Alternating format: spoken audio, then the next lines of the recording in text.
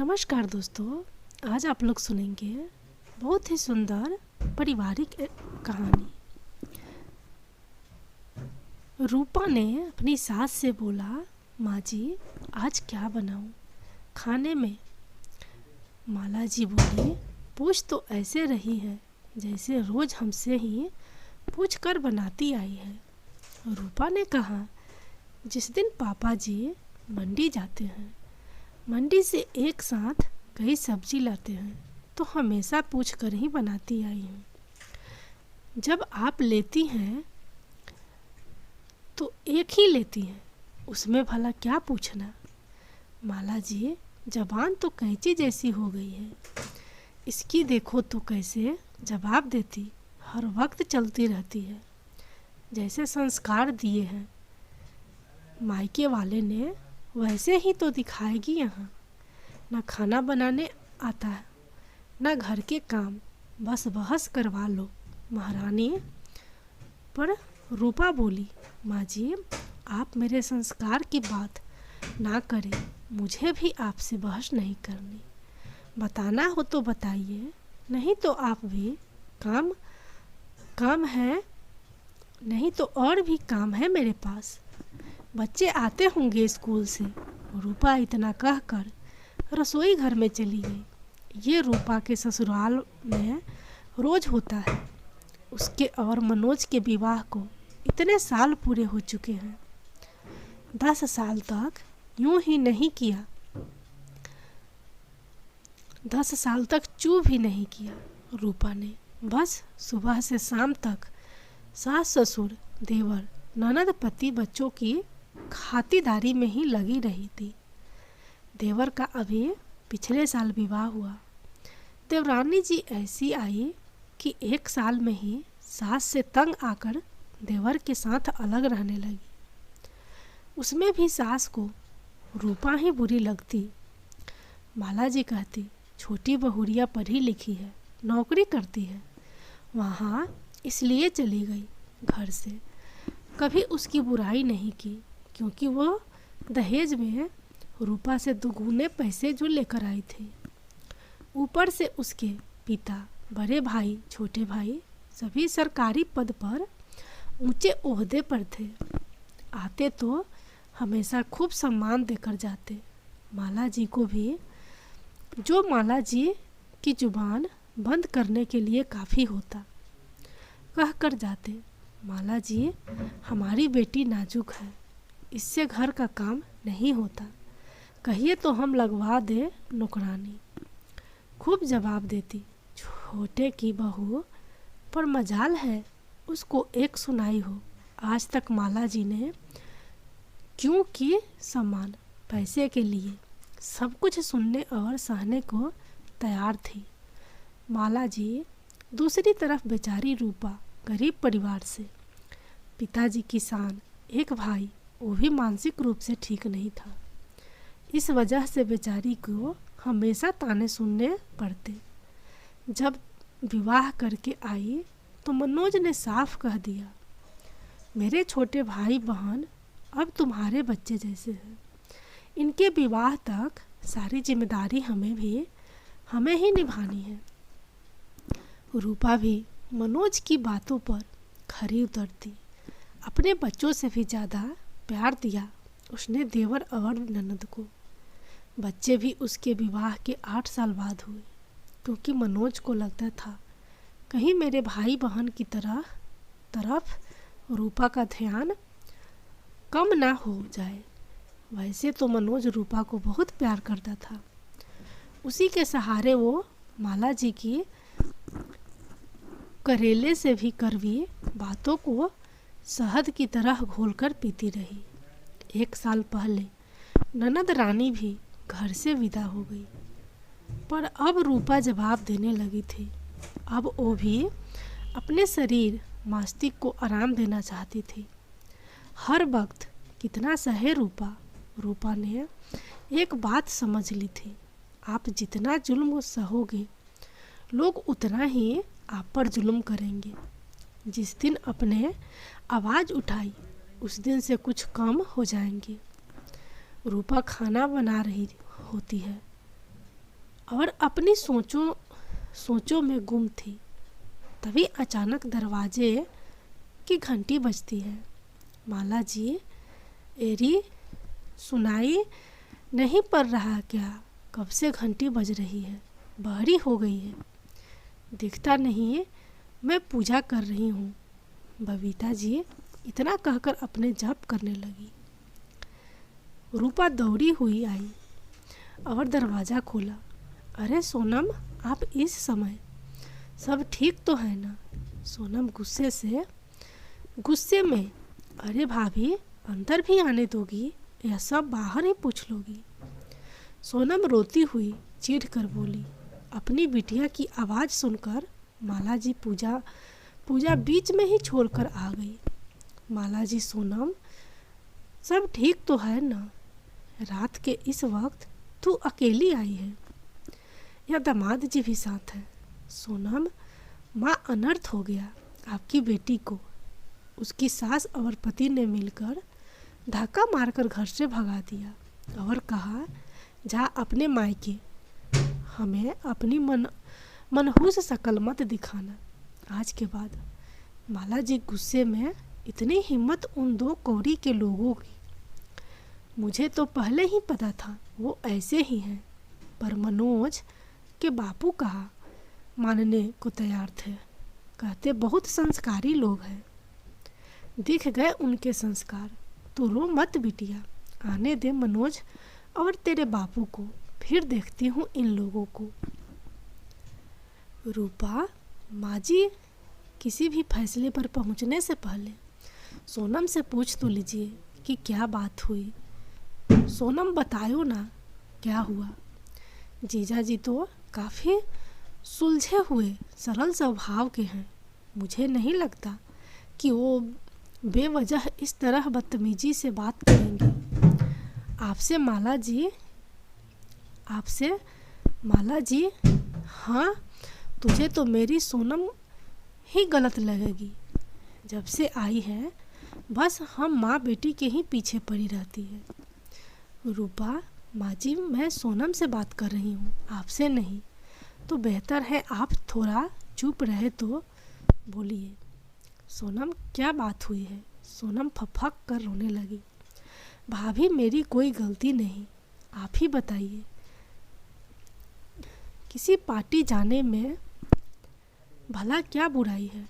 आजकल सभी लेडीज जाती है। मैंने बस इतना कहा कि किटी जा रही हूँ, मम्मी का खाना नौकरानी बना देगी, कोई ज़रूरत हो बता देना। आपके जीजा जी बरस पड़े, कहते दिखता नहीं माँ की तबीयत कितनी ख़राब है। तुम्हारा ये रोज़ रोज़ का बाहर जाकर पैसा खर्च करना मुझे पसंद नहीं। अब आप ही बताइए, उनकी माँ तो हमेशा से ही बीमार रहती हैं, तो क्या मैं अपनी ज़िंदगी जीना छोड़ दूँ? बोलते हैं तुम जब से आई हो घर में नौकरानी का खर्चा, तुम्हारे अनाप शनाप खर्च इतने हो गए हैं। मुझे छोटी की शादी भी करनी है, इन सब चीज़ों के लिए पैसा नहीं है मेरे पास। मुझे भी गुस्सा आ गया। मैंने भी कह दिया, भाभी, कंगालों के घर शादी हुई है मेरे तो कर्म फूट गए। एक बीमार औरत, एक कंजूस पति, कुंवारी ननद के बीच पीस कर रह गई हूँ। मैं ऐसे ही रहूँगी, नौकरी कर लूँगी, पर अपने शौक़ नहीं छोड़ूंगी। बस इसी बात पर इतना सुनाया। भाभी, नौकरी करनी है तो अपने मायके जाके कर, यहाँ माँ की सेवा करनी होगी। मैं आ गई, इसलिए अब मैं उस घर में कभी नहीं जाऊंगी। भाभी, कोई वहाँ मुझसे प्यार नहीं करता। रूपा, ननद सोनम की पूरी बात सुन सोनम के आंसू पोंछते हुए बोली, ऐसा नहीं है सोनम कि कोई आपसे प्यार नहीं करता, गलती आपकी भी है। माला जी, ये क्या बोल रही है तू? एक तो वो इतनी परेशान है तो उसी को गलत बोल रही है। यही संस्कार दिए हैं तेरे माँ बाप ने, तुझे कि अपनी ननद को उल्टा जवाब दे। माँ जी, आप बार बार क्यों मेरे मायके और संस्कार को बीच में लाती हैं? और माँ जी, आप संस्कारों की बात तो कीजिए ही मत। माँ जी, ये आपके ही संस्कार है जिस कारण सोनम अपना स्वर्ग जैसा ससुराल छोड़कर लड़ झगड़ कर आई है। अगर संस्कार दिए होते तो अच्छे बुरे की पहचान करना आती इन्हें। मैंने कभी अपनी ननद नहीं, हमेशा बेटी माना है। जब इस घर में आई थी 9 साल की थी सोनम। मैंने इनसे कहा कितनी छोटी है मुझसे। उन्होंने कहा सोनम मेरी बेटी जैसी है, उसकी आंखों में कभी आंसू मत आने देना। और मैंने ऐसा ही किया। सोनम, क्या गलत कहा जीजा जी ने? पता है आपको, जब मैं ब्याह के आई यहाँ, तब आपके भैया ने साफ कह दिया मैं कोई खर्चा नहीं दूंगा तुम्हें फिजूल के खर्च के लिए। मेरे सामने 2 बड़ी जिम्मेदारियां हैं। मेरे छोटे भाई बहन, पिताजी बीमार रहते हैं। आमदनी का जरिया सिर्फ मेरी छोटी सी नौकरी है। आप लोगों की देखभाल के कारण ही हम लोगों ने कोई बच्चा नहीं सोचा। पर रोज रोज के माँ जी के ताने भी सहे लगता है। बाँझ ही रहेगी ये, ज़रूर कोई कमी है इसमें, तभी बच्चे नहीं हो रहे। अरे हमारे कर्म फूटे थे जो ऐसी बहू हमें मिली। तब मेरे स्वाभिमान को ठेस पहुंची। मैंने कह दिया आपके भैया से समाज मुझे जीने नहीं दे रहा, अपना फैसला बदल दो, एक बच्चा कर लेते हैं। आपके भाई बहन की कोई अनदेखी नहीं होगी। तब जाकर गुड़िया मेरी गोद में आई। दिन भर माँ जी के ताने घर में कामों में लगी रहती। शायद ही कभी मैंने बाजार का रुख किया हो। मन मार कर रह जाती। अगर मैं भी आपकी तरह घर छोड़कर चली जाती तो क्या जो स्थिति इस घर की है वो होती। आप अच्छे से जानती होगी सोनम, क्या मैंने कभी आपको कुछ गलत समझाया, प्यार में कोई कमी रखी? आप बहुत किस्मत वाली हैं जो जीजा जी के रूप में आपको बहुत ही समझदार, आपको बेइंतहा प्यार करने वाले पति मिले हैं। आप यहाँ झगड़ा करके तो आ गई, पर वहाँ जीजा जी का क्या हाल हो रहा है क्या आप जानती हैं? आपके घर से निकलते ही दौड़ते हुए आपके पीछे आए, पर तब तक आप गाड़ी से निकल चुकी थी।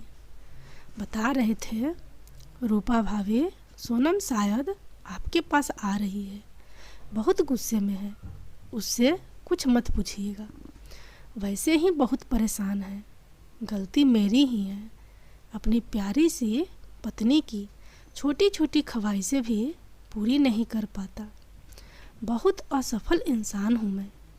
बस माँ को खाना खिलाकर दवाई देकर आता हूँ सोनम को लेने। सोनम, क्या भाभी, क्या आप सच कह रही हैं? उन्होंने आपको पहले ही बता दिया था। मेरी कोई बुराई, कोई गलती नहीं बताई, फिर आपने बताने में इतनी देर क्यों की?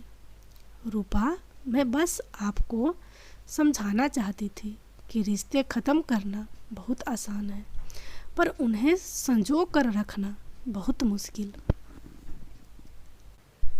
तो क्या फैसला किया है आपने? कमरे में सामान रखवा दूं आपका, आराम से यहीं रहिए, किटी पार्टी कीजिए।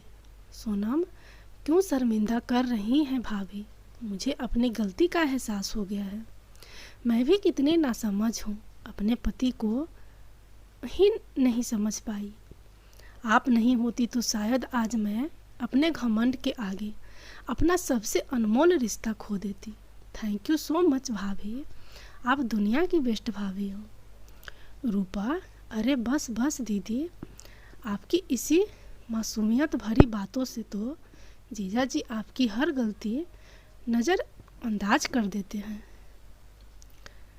सोनम, अब कोई गलती नहीं करूँगी, आपकी तरह अपनी सारी जिम्मेदारियां को खूबी निभाऊंगी। रूपा ये हुई ना बात। वो देखिए आपको कैसे निहार रहे हैं जीजाजी। गेट पर खड़े सोनम झेप गई। तब तक मनोज और उसके पिताजी भी आ गए। पिताजी, अरे माला, ये क्या हो रहा है? दामाद जी आए और तुरंत चल दिए। माला जी, कुछ नहीं, बस आज कुछ रिश्ते पक्के हो चुके हैं। किसी के संस्कारों ने आज एक घर बर्बाद होने से बचा लिया। माला जी आज रूपा को पूर्ण रूप से अपना चुकी थी। दोनों सास बहू एक दूसरे से लिपटकर सालों के अपने रिश्ते को प्रेम रूपी माला में पिरो चुकी थी। माला जी के मुंह से बस इतना निकला, हे ऊपर वाले, मेरी रूपा जैसी बहू सबको देना। रूपा भी अपनी सास को निहारती रह गई, जिस प्यार के लिए वो बरसों से तरसी आई थी। आज वो उसकी झोली में था। रूपा ने नामुमकिन को मुमकिन कर दिया। आज रूपा बहुत खुश थी।